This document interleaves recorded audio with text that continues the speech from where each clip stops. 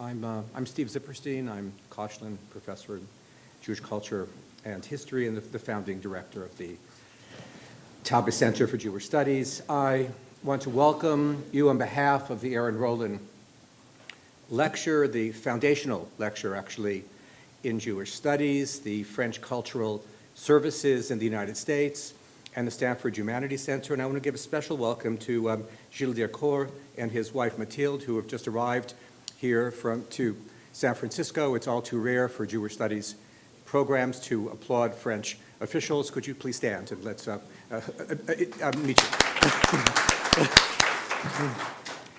you. Our family stories are, as often as not, the stuff that intrudes on our night's sleep, the stuff typically in less dark hues that fills out our dinner party conversations, but with close friends, but not the stuffing of our scholarship, at least not in overt, explicit ways. Yet Professor Ivan Jablonka dared to traduce these boundaries in his Sorbonne Habitation, made very soon afterwards into a prize-winning book. Here he broke down these normative walls, dragging in his own once elusive grandparents, their lives in Poland, later in France, their eventual horrible deaths, into the heart of his own scholarship, and thus illuminating his own family's world and our own world as well. Writing recently about his first significant archival find for this project, he writes, I think I became a historian so I would one day make this discovery. The distinction between our family histories and what we call history, with capital H, with its pompous capital letter, makes no sense. It is strictly the same thing. We do not have on the one side world leaders with their authority, their televised speeches, and on the other side the backwash of daily life, short-lived hope and anger, the anonymous tears, unknown people whose names rust at the bottom of a memorial to the deceased in some countryside cemetery. There's only one freedom, one finitude, one tragedy that makes the past our greatest resource and the basin of poison in which our heart bathes. Incredible prose, Ivan. Making history means listening to the silence. That is my job, and as I hold that court archive in my hands and let my eyes follow the lines, I feel an indescribable sense of relief. His remarkable history of the grandparents he never knew, published just last year, garnered him multiple awards, including one from the French Senate. At a young, raw age, he is full professor, author of many works, including a major study of French childhood from the late 18th century to the present, a meticulous archival historian who draws on a unique, humane blend of diligence, erudition, and historical imagination. It's my pleasure to introduce to you my friend, Ivan Jablonka.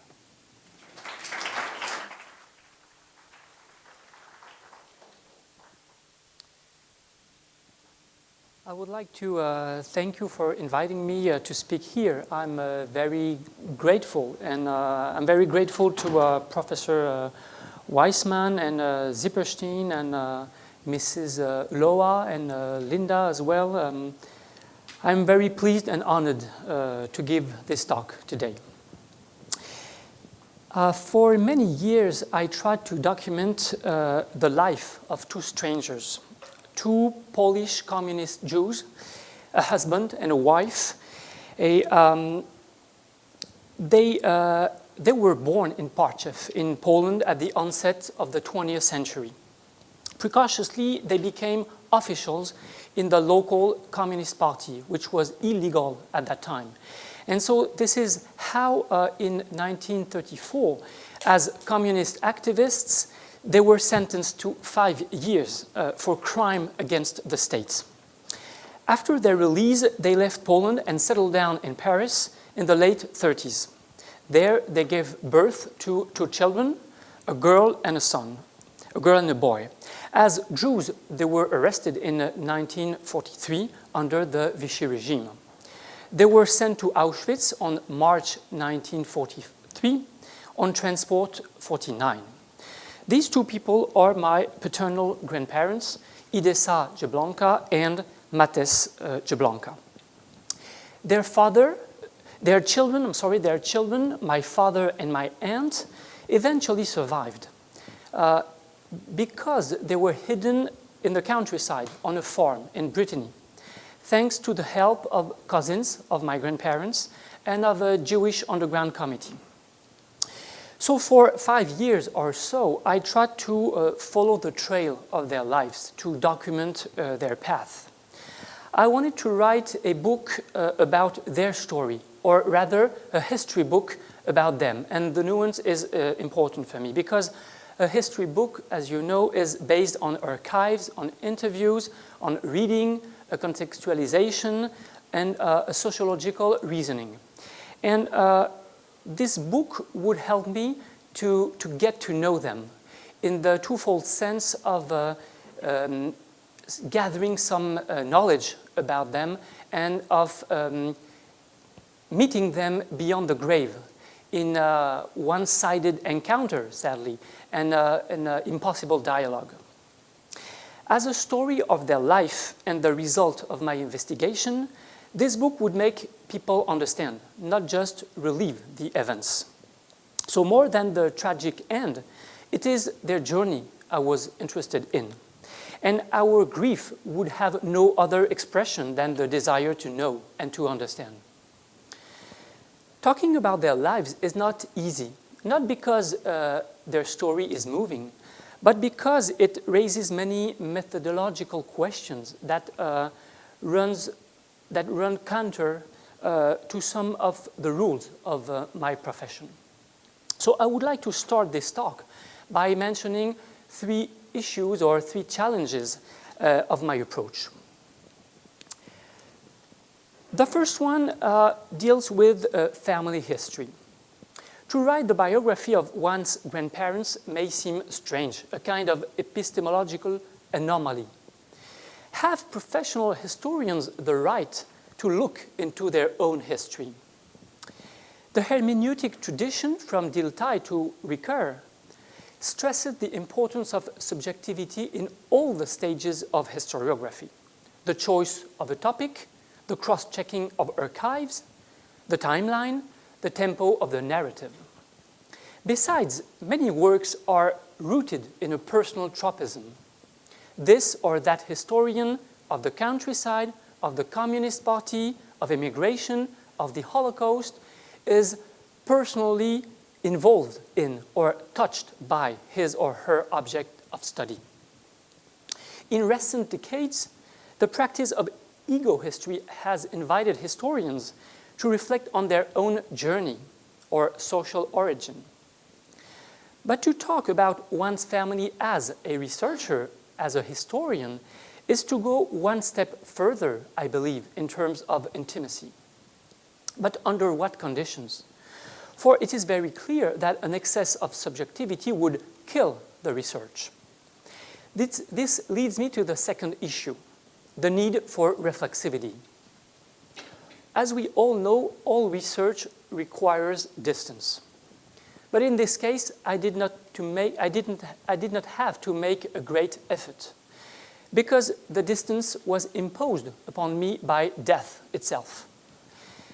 I might say that words are lying, because when I say my grandmother, everybody thinks of an old granny with a downy jaws or, fluffy cheeks who would take me on her knees to read me a tale.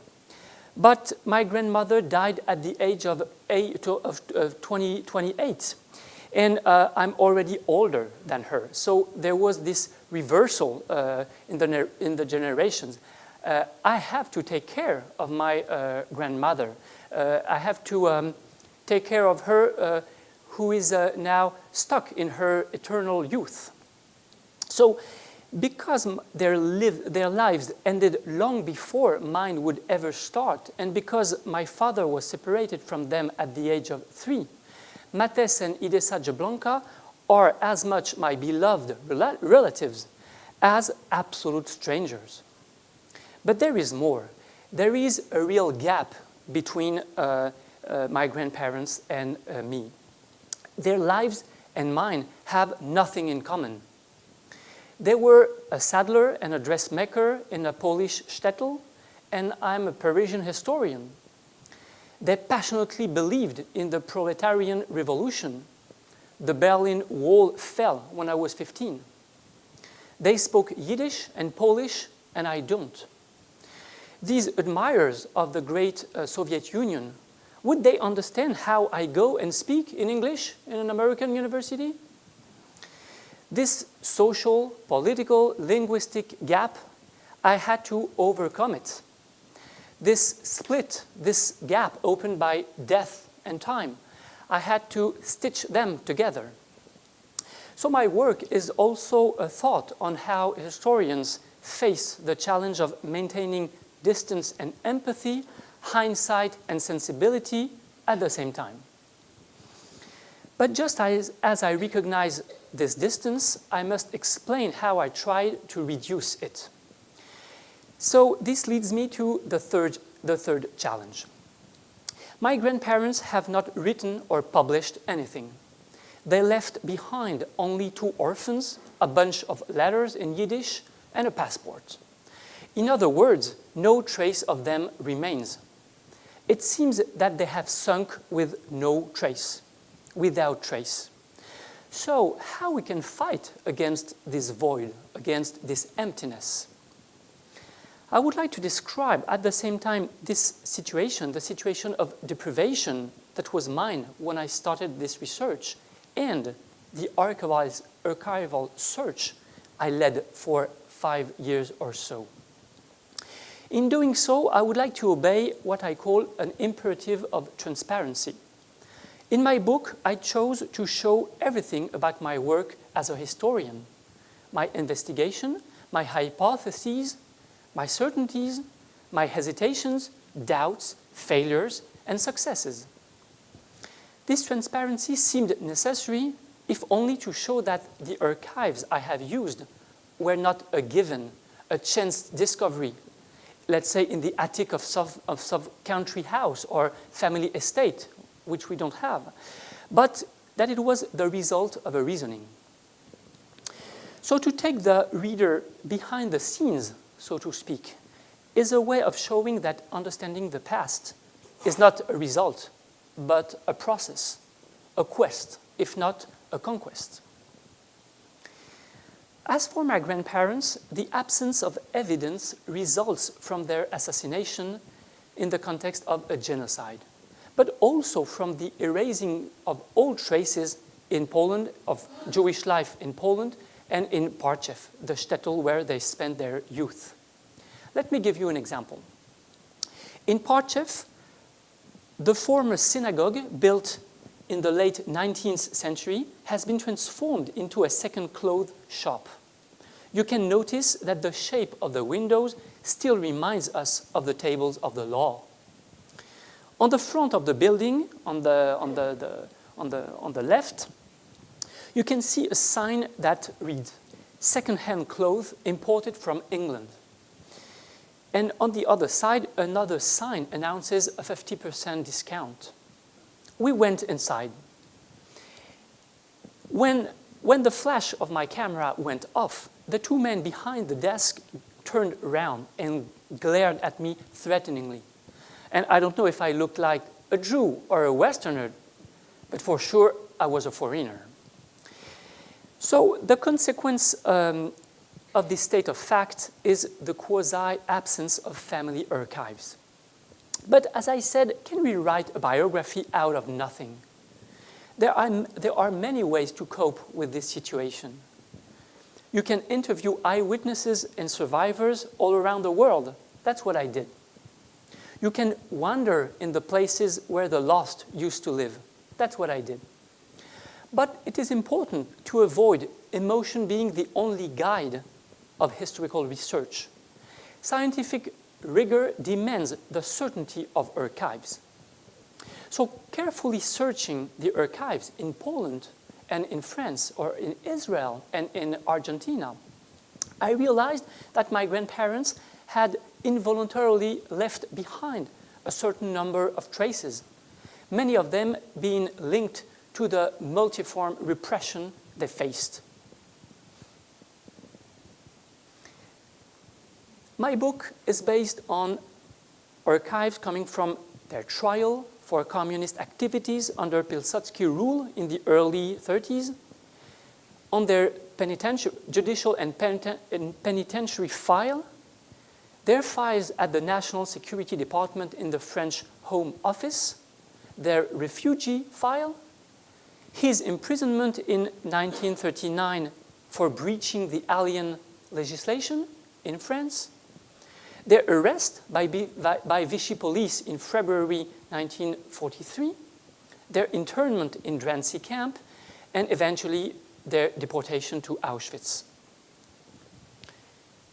Here you can see a police report mentioning that my grandfather organized a communist demonstration in Parchev in 1933.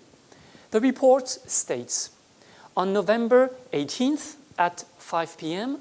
in Parchev, Jablonka Mates, aged 24, born and domiciled in Parchev, member of the communist youth, set up a communist demonstration.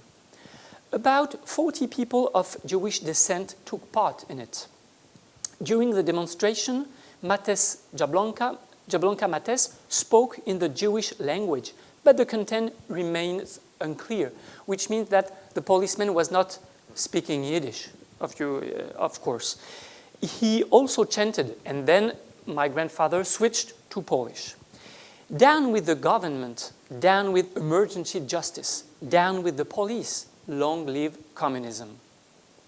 Consequently, on November 20th, Jablonka Mates was arrested by the police of Parchev and tried before the municipal court of Parchev.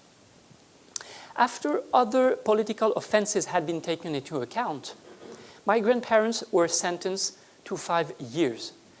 They were released after 2 years and a half, thanks to a law of amnesty. But after their release in 1937, they emigrated to France, where they were arrested as illegal immigrants. You can see here the police record of my grandfather, which I unearthed in the Center of Contemporary Archives near Paris. You can have a look. Here you can see it's a handwriting in a blue ink. In French, it means « entré frauduleusement venant de Belgique », which means that my grandfather crossed the border illegally from Belgium and then entered the French territory. Here you can see that his religion is mentioned, Israelite, which is a formal way, a bureaucratic way to say Jew or Jewish. And I was surprised when I first saw this file, because I was told that the Republic was kind of blind towards religion and race, but you can see that this file was issued in 1938, which means 2 years before the advent of Vichy regime. And so, as you can see, the Republican bureaucracy was very aware of the origin and the religion of people. In Paris, even before the war, my grandparents were in dire straits. They lacked everything, including the staples. Such NGOs, such as the Human Rights League, were helping them. The League would explain to them the official procedures. It would translate their letters to the French bureaucracy or help them dodging the refusal of residence. This document is a letter that my grandfather wrote to the French Home Office in 1938. It states, "Sir, I've been dwelling," and of course my grandfather was not mastering French, so this letter was translated from Yiddish by an anonymous person. "Sir, I have been dwelling in France since August 30th, 1937, and I had to leave my country after a 5-year sentence for political offense. As a Jew, I cannot go back to Poland nor emigrate to other countries. My partner, who I'm living with, is 7 months pregnant. One of my concerns was to document their arrest under the Vichy regime. After escaping a first roundup in 1942, they were eventually caught on February 25, 1943, in the morning. This document was issued by the police prefecture of Paris, which means the central police station for the state capital. It is the entrance register of the police prefecture. Idessa, my grandmother, is domiciled at 3 Désiré Street, 3 Rue Désiré. This was their official address, but we know that they were hiding in the Eupatoria Alley, Passage de Patoria, where they were caught that morning. And you can notice that the very same day here, at the very same time, a neighbor named Krebs Nashim was also arrested in this Eupatoria Alley. So it was a kind of roundup, and my grandmother, in the square of my grandmother, her official address is mentioned, but of course, those two people were neighbors. As for the children, we know, thanks to family narratives, that they used to spend the night at a non-Jewish neighbor's place. It was a way for Matthes and Idessa to protect them. The day of the roundup, the neighbor said they were his children, and the policeman didn't ask further questions. My grandmother and her neighbor, Nashim Krebs, were handed over to the police prefecture at 2:30 p.m. on February 25th, 1943. And you can see that the French bureaucracy was very accurate. Here you can see that she entered the police prefecture at 2:30 p.m. and then she left only 30 minutes later at 3 p.m. to go to Drancy camp. And this means the same, so Drancy camp. So they only remained 30 minutes in that central police station. My grandfather was arrested along with his wife in this Passage de Patoria, in this Eupatoria Alley that morning. But he was handed over to the police prefecture 10 hours later, few minutes after midnight on February 26th.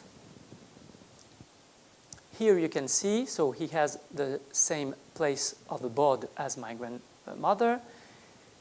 His profession is a tapestry maker, but we know that he was also doing craftsmanship in leather, or he was a saddler, so he was mastering all those trade. So you can see that he arrived at the central police station on February 26, a few minutes after midnight. How can we explain this delay? Because, as I said, they were arrested at the same time that morning. The answer is written in black and white on the document. Matthes Jablonka rose up in rebellion against the policeman. Because of this rebellion, and unfortunately we don't really know what it was like, what this rebellion was like. But because of this rebellion, he was stuck at the local police station of Belleville for the whole day. And it was the same Belleville policeman who handed him over to the police prefecture at midnight on February 26th. This discrepancy can be read on Drancy card issued after the arrest. As you know, Drancy is a concentration camp in the suburbs of Paris, the antechamber of Auschwitz or Sobibor. The card reads that Matthes was born on February 1909 in Partchev and that he was a tapestry maker, and it is mentioned that he was interned in Drancy on February 27th, venant de PP, which means coming from police prefecture. He stated that he was married, and had 2 children, deux enfants. And he was interned, that Drew was interned in Drancy camp on behalf of the German authorities. As for my grandmother, she reacted with a striking clear-sightedness. On her card, we can read the letters M0E, which mean marié zéro enfant. In other terms, married no children. So in other words, she voluntarily stated that she had no children. And this was a way, obviously, to save her children, who had been entrusted to the neighbor that day. After their arrest and their internment, they were sent to Auschwitz to be murdered. Transport 49, in which my grandparents were deported, traveled from Drancy to Auschwitz between March 2nd and March 4th, 1943. Here is the list of the transport, and actually it's a part of the list, because on that transport there were 1,000 people, so it's only 1/6 of the whole list. And among those 1,000 people, there were my grandparents, Idesa and Mates Jablonka, Chaim Herman, who left a letter in Auschwitz before being killed in 1944. His friends, Mr. and Mrs. Lahana, two French Jews, shopkeepers in Toulouse. The painter David Oller, born in Warsaw, who eventually survived. He was one of the only one from the transport who survived. And Jankel Handelsman and his wife, two Polish unionists. Thanks to the figures that Auschwitz Museum communicated to me, I was able to summarize the criminal schedule in Birkenau upon their arrival on March 4th, 1943. I will say from then on Birkenau, because as you know, there were three camps in Auschwitz. The first one, Auschwitz I, was for the offices and for political inmates, whereas the third one was for people working in slave work for factories, such as Primo Levi. Primo Levi was in this third camp.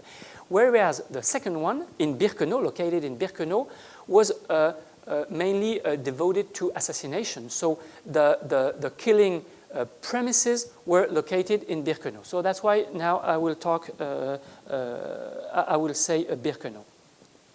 Actually, that day on March 4th, 1943, two transports arrived in Birkenau.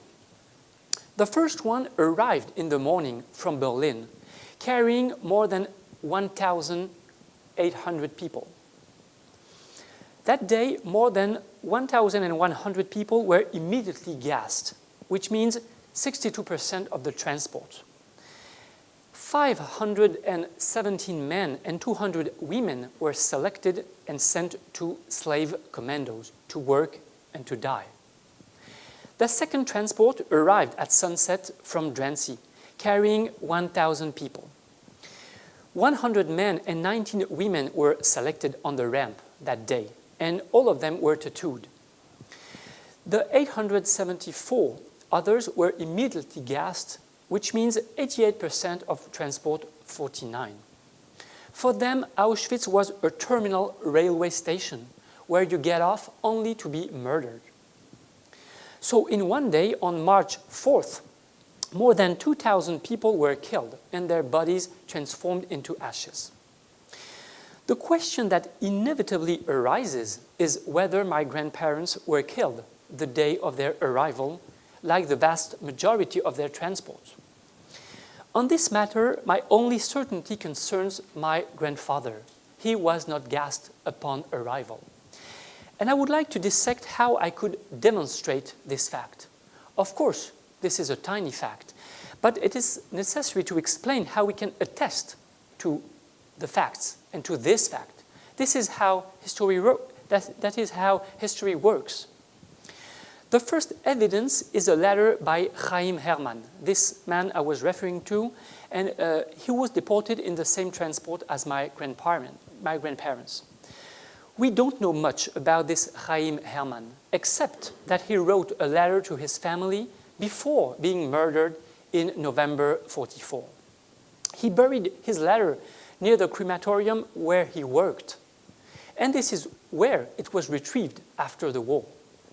This voice from beyond the grave is an outstanding testimony because of the conditions of its writing, but also because of the extraordinary sensibility and intelligence expressed by Chaim Herman. In his letter, he depicted his 20 months spent in the Sonderkommando. You may know that the Sonderkommando was this special squad in charge of taking the corpses out of the gas chambers and of burning them in the ovens of the crematoriums. About Transport 49, Chaim Herman specified, "Our transport left Drancy on March 2nd at dawn, and we came here at nightfall on March 4th in a cattle van or in a cattle car without water. When we alighted, there were many dead and many insane among us. 100 persons were destined to get to the camp. I was among them. The rest went to the gas and then to the ovens.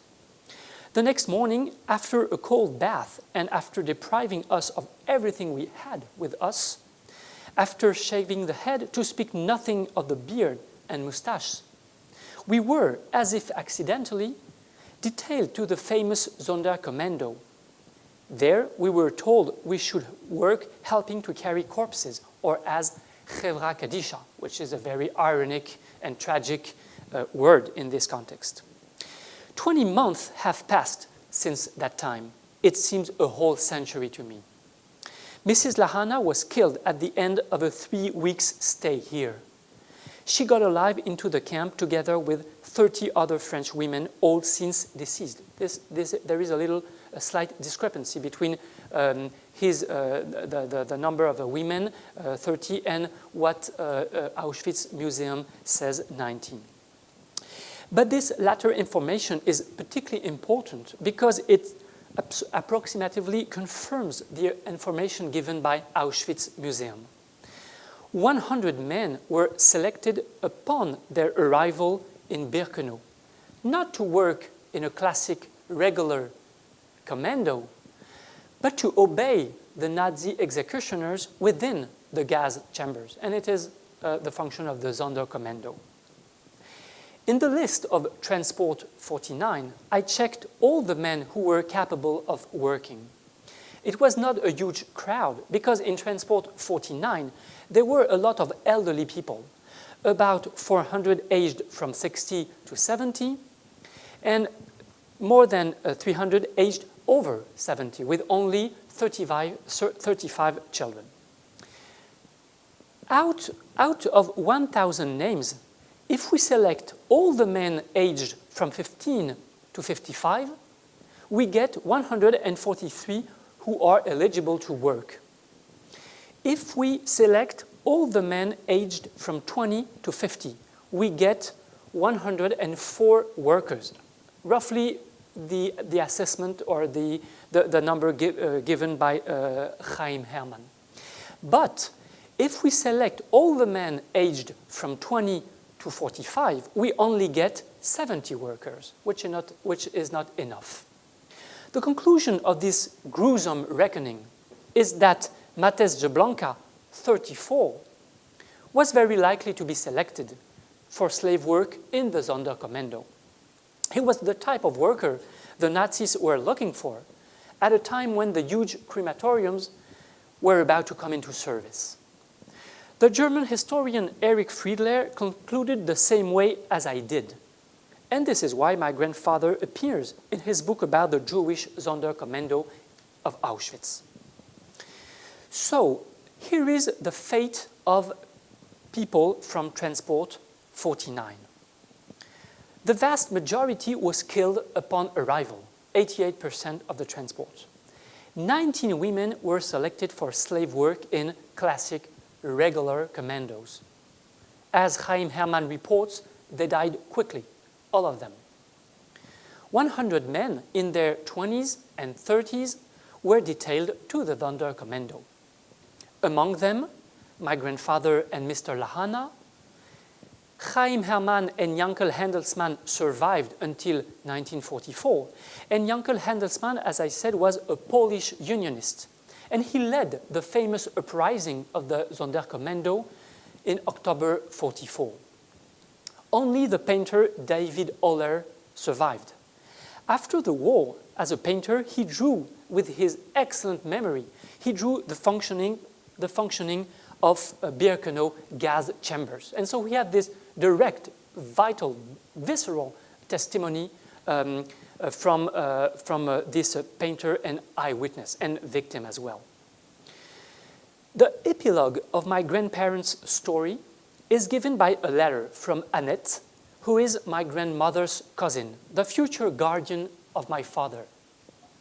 Contrary to Hermann's letter, this letter is a private document, owned, I should say, enshrined by my father.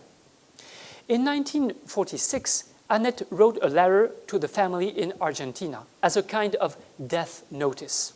It is a letter in Yiddish, and I translated it into English.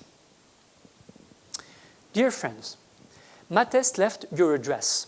I received your letter, to which I answer now. Unfortunately, to our great sadness, I don't have good news to give you. The fate of your brother and his wife or that of millions of other Jews. We managed to save their dear little children. You might find in them a solace. Please find in my letter my deepest compassion in this dreadful tragedy. We were hoping that at least Matthes would come back because he was a healthy guy with a good spirit. To our great sadness, we were told, mir hoben bakumen a grus, in Yiddish, we were told that he had died. As for her, we don't know anything, but there is nothing to hope. The last two sentences reveal that both Matthes and Idessa died, but not the same way. We were told that he had died. This is news that they became aware of in an informal way, and the Yiddish is totally clear about that. It is an information that was transmitted confidentially, for example, by a survivor met in the street. So here is the setting. This letter was written in Paris in 1946. Neither Idessa nor Matthes came back from Auschwitz, but Annette obtained some information about his death and nothing about hers. What information? We don't know. But in the context of Auschwitz, this implies either an individualized death, execution, lethal injection, typhus, suicide, or a mass killing within the Sonderkommando, like that where Chaim Hermann and Yankel Handelsman disappeared themselves in November 44. But one thing is sure. Somebody saw, somebody attended, somebody could testify to his death. Conversely, for Idessa, there was no positive information. As for her, we don't know anything, but there is nothing to hope. From this sentence, a purely negative certainty emerges. She died quickly. Either she perished in the anonymous chaos of the gas chamber a few hours after her arrival in Transport 49, and this would explain the lack of witnesses. Or she was selected like her husband, and this hypothesis is also valid because we know that some women were selected that day. I will end this evocation of my family's past here. By way of conclusion, I would like to express three thoughts on biography, on generations, and on Jewish families. All those findings cost me 5 years of investigation. It's a lot for a meager result, but my aim was also to explore another way of writing history.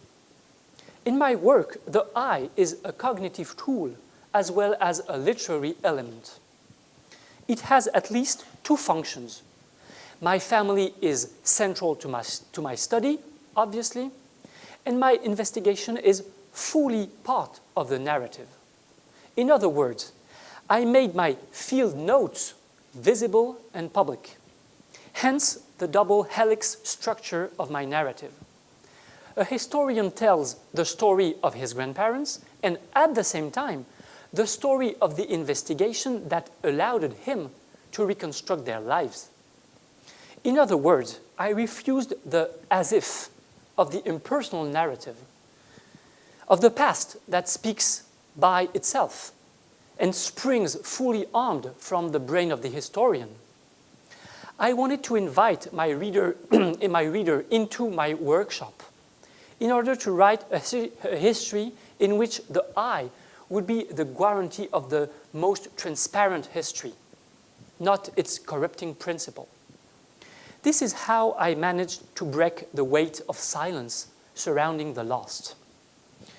This type of biography connects with social history because, and this is an essential given, my grandparents were just anybody.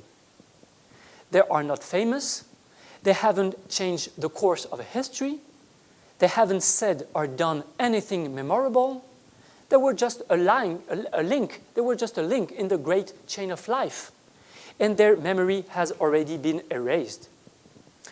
But I shall say, or I shall ask, why should we be interested in the lives of ordinary people, in their banality, in their insignificance, in all the trappings of vanity, as the French Bossuet used to say in his Treatise of Concupiscence? Those voices have gone dead, smothered in the anonymity of the gas chamber or the extermination camp. But even before we talk of the Holocaust, the oblivion in which these forgotten people find themselves today comes from the fact that they lived in darkness, that they did not master the art of writing, and that even if they were the spokesman for a cause, they didn't speak loud enough. To that extent, the biographical genre is exciting for the social historian that I am. Is it possible to follow step by step, year after year, and until death, these children, those anonymous women and men who make up most of humanity? In that sense, to write the biography of an unknown person is both a temptation and a challenge. So I would say that the biography of my grandparents allows a better understanding of the trajectory of the Jews during the 20th century, the dismal and bloody failure of the communist ideal, and the destruction of European Jewry during the war. I wanted to preserve the memory of my grandparents from decay, not because they are important in themselves, but because they represent a whole generation of Jews and political activists. They belong to the generation, as in the sense of Jaf Schatz, who published a sociological survey entitled "The Generation, the Rise and Fall of the Jewish Communists of Poland." This generation is characterized by the same keywords: shtetl, destitution, anti-Semitism, communism, repression, exile, and often an early death. This explains why their life is at the same time tragic and banal. No sacredness surrounds it. And it was important for me to repeal the illusion of uniqueness, which is often the flaw of family memoirs. I didn't want to write an uplifting story about two lovers crushed by the war or something like that. In the framework of my biography, I can also talk about my family in more sociological terms from the angle of the integration process. We can say that my grandparents spent their entire lives in hiding underground. First in Poland as communists, then in France as illegal immigrants, and finally under the Vichy regime as Jews. 3 clandestine lives, 3 absences from the world, until the ultimate one, the annihilation in the context of a genocide. So they were like stowaways in their own century. Of course, my grandparents were integrated in their immediate environment, the Polish Communist Party, the Yiddish land in Paris, but the integration in the nation state, the proper integration with identity papers, a job, a social status, that kind of integration, they did not manage it. But did they really want it at the end? They dreamed rather of the proletarian revolution that would abolish borders and make all men and women brothers and sisters. But had they wanted it, there would have been no place for them in Europe. If their life was banal and tragic, it is because they were manipulated by one totalitarianism and destroyed by another under the indifferent gaze of democracies. It is the story of many Jewish families in the 20th century. After the war, my father became a French citizen, and he was raised in children's homes. My family was swept up in the great assimilationist movement that took place in Western Europe in the name of reason and modernity. If we embrace the whole century, we can describe my family's trajectory as a march from the ghetto to the West. On our small scale, integration is a historical process that has led from the jails of Pilsudski to this room where I am presenting my book now. I told you about the 3 letters M0E, married, no children. Those letters have secretly controlled my father's entire life, both the miracle of his survival and the wound that will bleed until he dies. His mother abandoned him so that he could live, her love culminating in rejection and denial. The ties that bind me to the past, grandson of deportees, son of an orphan, French scholar, make up the threads that run through all my research. It connects my work on children abandonment, on child abandonment, on families, on the integration of immigrants, on the state and the Republican model. But I did not come to history through a sudden revelation. It is not a taste that I have developed little by little. History came to me. History came to us. It has tossed us like pebbles on the shore. Can one ever be attached to the country that has sent one's family to death? What happened between the incarceration of my grandfather in 1939 for lack of paper and my career as a French historian? Well, my books are the public and socially useful answer that I give to all these questions. But to look back on the ashes of those who have disappeared is inextricably a work of history and memory. I wanted to write a micro-history of the Holocaust in which the protagonists would be alive, with their rebellions and failures, with their occupations and normality, and not beings doomed for death. As the biography of 2 young people, my book is a hymn to life, but it is also a tomb, a memorial made out of paper, the cenotaph that we built for the missing people. In so doing, I attempted to go beyond what I believed to be false oppositions. Science altered by the narrative, family history versus history with its capital H, and history threatened by memory. Thank you.